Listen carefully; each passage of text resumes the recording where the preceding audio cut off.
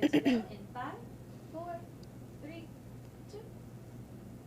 Hello, my name is Elizabeth Ashton, and here we are on episode 3 of my Are You Mad series. We have a very amazing and special guest coming on today. She's a very innovative artist, turning personal hardship into abstract art, as well as many other things that she's doing. Her name is Hurricane Karina Taylor, and we met at a towel party for Miss Fabulous, her birthday party, and we clicked right away because she, to me, reminds me of Punky Brewster. I'm like, it's Punky Brewster. I love it, and she's so beautiful. She has amazing dimples, and not just that, she shared her story with me, so I definitely wanted to bring her on and spread her story to turn to help inspire all of you. I was really excited about this interview, actually, and Karina, are you mad?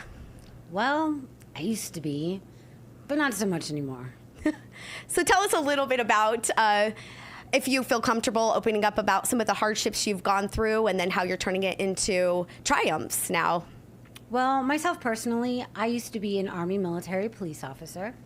And through the military, you experience ups and downs. People always ask me, well, how was your experience in the military? And one thing I always tell people is, well, I have some of my best and some of my worst memories from the military. And this is probably the first time I've ever actually talked about what I'm about to talk about. Yeah, that's why we talked ahead of time. So as a behavioral therapist, I used to give speeches to refugees from all over the world with NAMI, a National Alliance on Mental Illness. I want to make sure you weren't going to be triggered by anything. No, I'll be okay. Okay. Just want to make sure. Okay. Yes, I'll be fine. So one thing I've never really talked about before is when I was younger, I didn't know how to deal with things that I was seeing or experiencing. And so I used to be a cutter. And this is why I feel like your message is very powerful, because I worked at the school as a behavioral therapist for a year. And this is, and I go into homes as a behavioral therapist. And a lot of the kids now are struggling with this, the cutting. And so I want to, as a behavioral therapist, what I like to do is redirect my clients into healthier outlets, and either with music or with her art and boxing. So would you like to share a little bit about that? Yeah, it's not something I'm ashamed to talk about. Yeah. It's not something that I'm ashamed to show people what I've done. I mean, I wear a lot of long sleeve shirts and stuff, you know, just for myself personally. But if I ever do wear short sleeves, I have no problem telling people, hey, look, I wasn't trying to kill myself here. This was just my outlet of dealing with what I was seeing and experiencing because I was young and I didn't know how to do anything else. I didn't know how to express myself. And I love that you're real about that. And when I first met you, you actually showed me your scars, and that's the reason I wanted to bring you on my podcast. I said, I feel like we need to get real about these things and to help the viewers understand ways that we can turn it into a healthier direction like you have. So, yeah. So yeah, there's a lot of different things. I mean, again, like I said, it wasn't that I was trying to kill myself.